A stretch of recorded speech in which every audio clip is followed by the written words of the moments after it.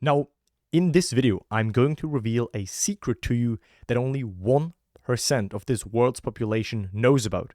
And that secret has to do with how to play the game of life consciously, because you will discover during this video that most people, quite sadly, are unaware. They are asleep.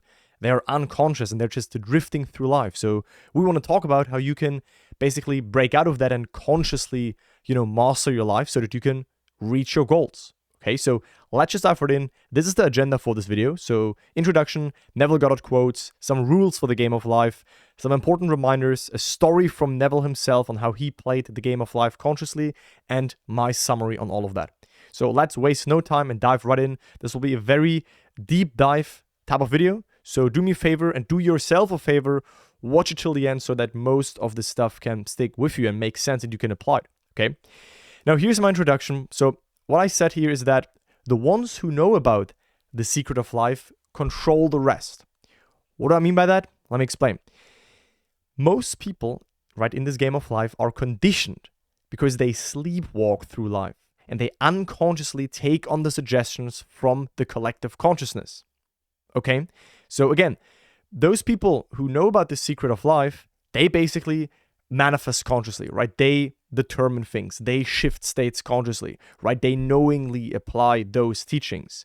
Other people who don't know about these teachings, they are conditioned. They don't make their own choices. They don't make use of their own free will, right? They, so to speak, let others decide, but it's not that others directly decide for them, but it's that they let themselves unknowingly be influenced by other people's states, by other people's, inner decisions. They're not making their own decisions for their lives. So they're basically not making their own plan. They're becoming part of someone else's plan, right?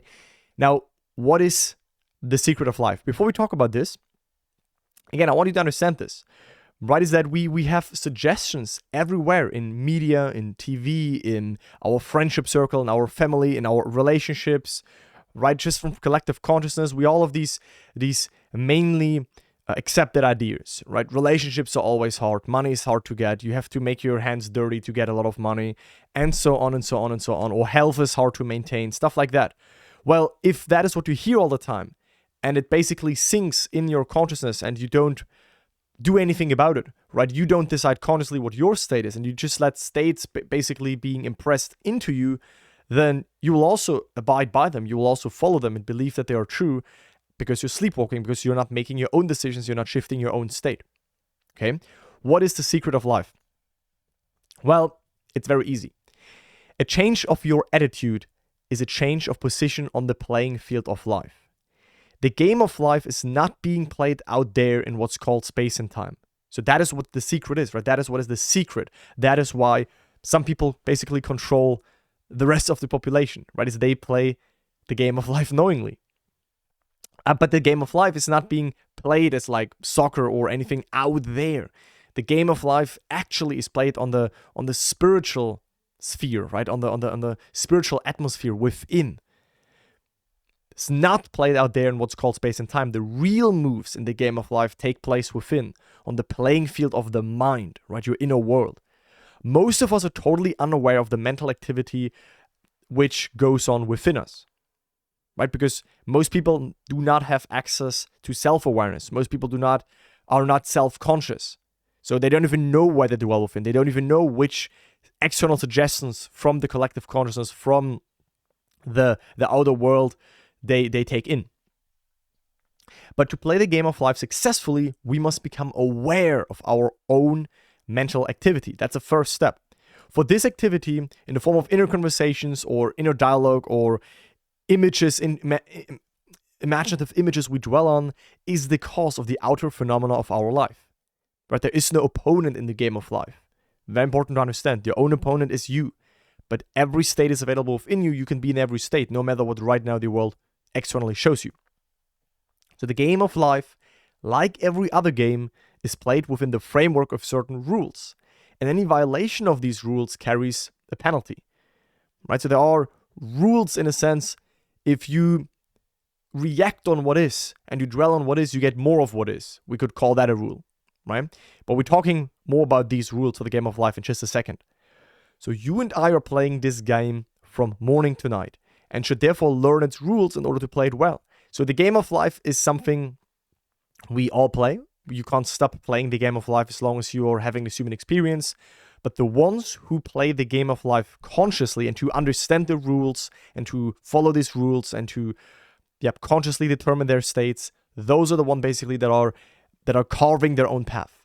Other people who are sleepwalking, who are unconscious, they're like more drifting through life and unconsciously, doing things. So let me put it this way, is what Neville said. The game of life is won by those who compare their thoughts and feelings within, aka their inner state, to what appears on the outside. Right? The game of life is won by those. So those people who understand, and that is what is also my goal here, those people who understand that there is the connection from your inner world and what also your outside world shows you, then you can also win the game of life. Right? So compare and see, hey, where am I dwelling within? What am I seeing on the outside? Is there a connection? The more you will see that there is this connection there, the more you will be in a better way able to master the game of life. And the game is lost by those who do not recognize this law. Right? Being consumed by anger, they see no change in their world. But if they would change their mood, their circumstances would change. Then they would recognize the law behind their world. So that's why you watching these videos is very rare in this world. People who learn about this law, people learn about the connection between their inner world and what the circumstances reflect back to them. So you are going into the 1% of the population when you understand this law. So what are the rules that we need to understand? Now, in order to play the game of life, you must know what you want and replace it with what you have. What is meant by that? First rule is clarity. First rule is self-awareness. Right? If you're just consumed and absorbed and entangled in your own thoughts and in your current circumstances, then you will feel stuck.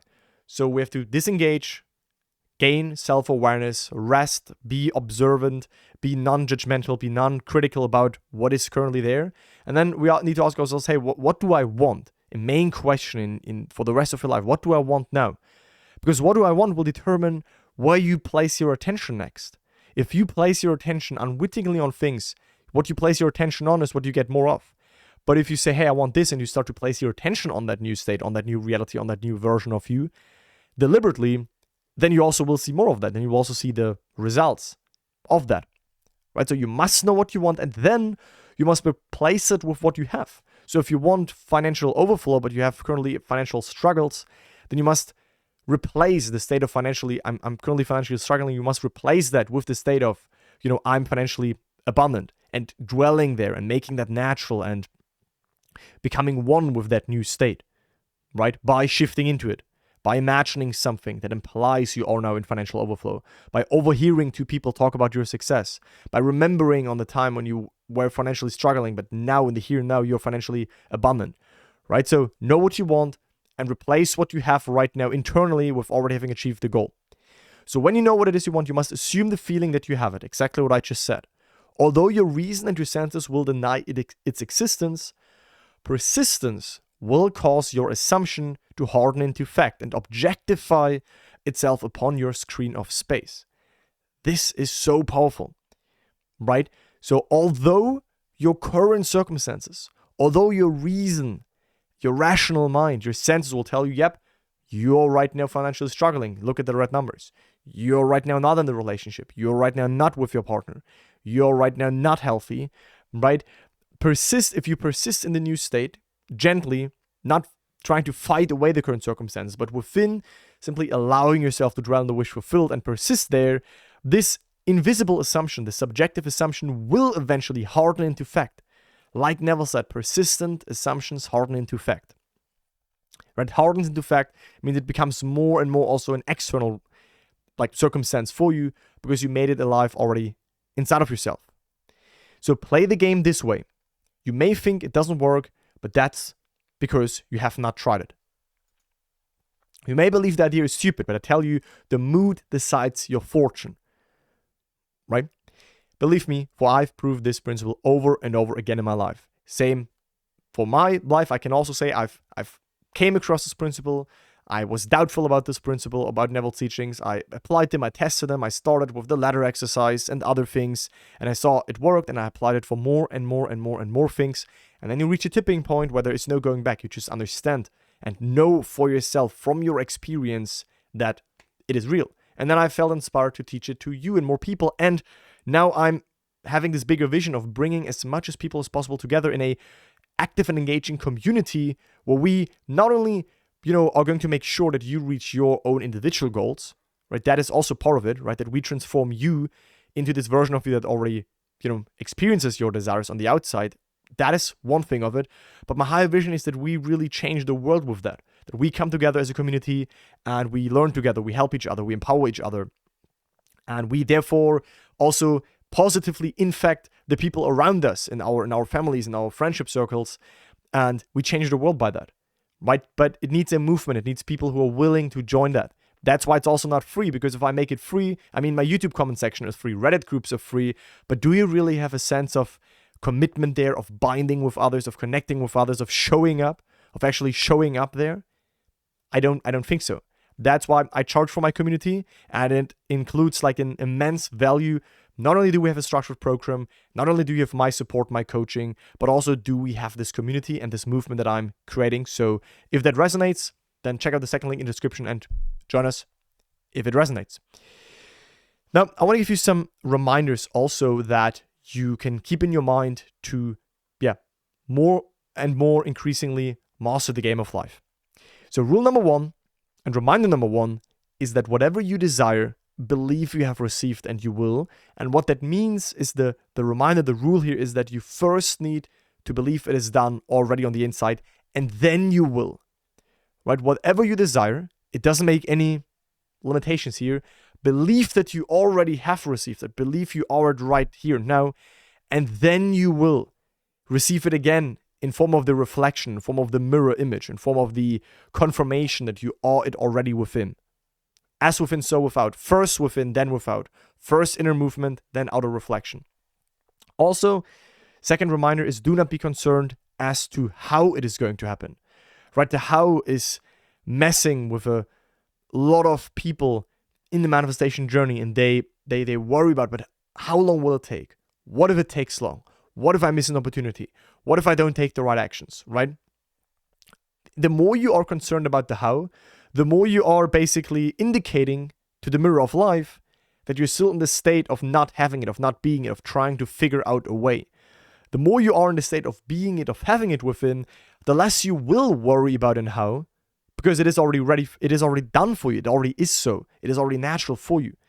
So drop the how. The how is not your job. The how is being orchestrated through you. If you are needed to do actions, to move, to go places, to not go places, to do this, to not do this, it happens automatically through you. Actions are automatic, but you don't have to rationally work out a way. You go to the end, like Neville said. You go to the end and you will hurt no one. The end is where we begin. So you begin at selecting the end state, and then that state has all the ways and means necessary to express itself. So you place yourself in consciousness in the wish fulfilled, and that inner you that already is in the wish fulfilled will pull the outer you, through the bridge of incidents also to where it is already on the inside. Right? And rule number 3 is do unto others that which you would have them do unto you. Meaning never imagine bad for others, never harm others in your inner world. Right? Never see others as failure, never see others as unsuccessful, because you would also not want others that they do that for you, right? To see you in a bad light. But also if you dwell in misery within, and this person is in misery, and that person is poor, and that person is not nice, you also still have these states alive within you, and you might get reflected back more of that in your world. So only see the best in others and expect that also others see the best in you. Now, I want to share this story with you from Neville Goddard himself directly that will also show you that, he understood the game of life, and he then taught us how to play it. So Neville said this: I remember visiting my family in Barbados when I was told I could not leave the island for 7 months, but I wanted to leave on the next boat out. To me, being on the boat was my end. So while sitting in a chair in my parents' home, I entered the boat in my imagination and viewed the island as I was departing. So again, Neville was on Barbados, and he was told that there is no ship leaving, he can't leave the island, but he wanted to leave. So he asked himself, hey, what would imply to me that I'm leaving, that I'm going home? And his end was being on the boat, because that would imply to him that, hey, I mean, yeah, I'm on the boat and it's sailing to my home, so I'm no longer on the island, right? I made it. So while he sat on a chair in his parents' home, he entered the boat in his imagination and viewed the island as I was departing, right? He thought from the end. He placed himself within on the boat and he looked at the island as though it was a nice time being there, right? He put himself into the state of the wish fulfilled. I did not know how I would get on it, but a week later when the boat left the island, I was there. This I know from experience. So the bridge unfolded in any mysterious way that eventually he ended up leaving the island and manifesting his desire. And here's another story from Neville. I got out of the army that way, knowing I wanted to be honorably discharged, and in my apartment in New York, I slept as though it had already happened and I was already there. So he was in the army, he wanted to be honorably discharged, and he asked himself, what would imply to me that, this happened? Well, I would be back in my apartment in New York. So he imagined himself being there, right? So he when he went to sleep, when he was in a relaxed state, he imagined that he already is back in his apartment. And then my captain, who had previously disallowed my discharge, had a change of heart and aided in my release, right? And that point is important. He aided Neville. No matter who will be required in your world to aid the realization of your desire will enter your life automatically, orchestrated for you, through you, right? In that case, it was Neville's captain who first said, no, you can't leave. Neville went to the end, and then all of a sudden, he changed his mind and he was maybe open to it, and then he allowed it to Neville, right? Anyone can do it. This game is easy to play and can be lots of fun in the doing, if you do it consciously. So what is the summary right now for you? Like Neville said, I invite you to ask yourself, how would you feel if your desire was now fulfilled? Take your biggest desire right now. Take your most relevant goal right now. Who do you want to be? What is triggering you? What is always making you feel stuck and small and limited? Where is it that you react to life? That is not a problem. It's not that life is against you. It's like a finger pointing at you, showing you where you have a seemingly lack within, where you have room to grow, where you can outgrow your present level of self.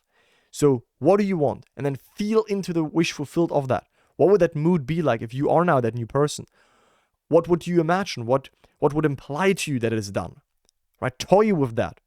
Play with it a while and the mood will come up upon you. Keep that mood by playing with the senses it evokes and watch your world change to match your new mood. Right? Wear this new mood. Be this new person. Make it so natural that it is becoming habitual for you by constantly returning back to it when you find yourself having fallen out of the desired state. Simply determine your goal. Feel you have achieved it and cast your bread upon water. Then drop it and let the game of life be fulfilled in your world. Right? Feel you have achieved it and then drop it. But dropping the desire happens when you dwell on the wish fulfilled of the desire. The more you dwell in the experience, in the level of being already your desired self, the more you make that natural within you and you dwell there, the more you will drop desiring it and trying to find out ways and worrying. That will drop because you have now shifted into the new state. Right? And then let the game of life be fulfilled in your world and then see that it is working.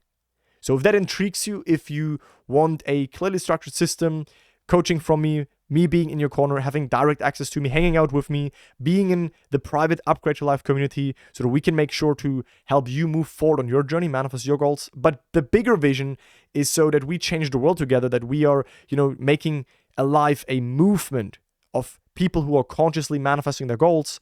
Then I invite you to at least check out what I prepared, right? You can decide for yourself if you want to join it, but at least click the second link, check out that page, see if that resonates, and join us if it does. And I look forward to speak to you in the next one. Bye, guys.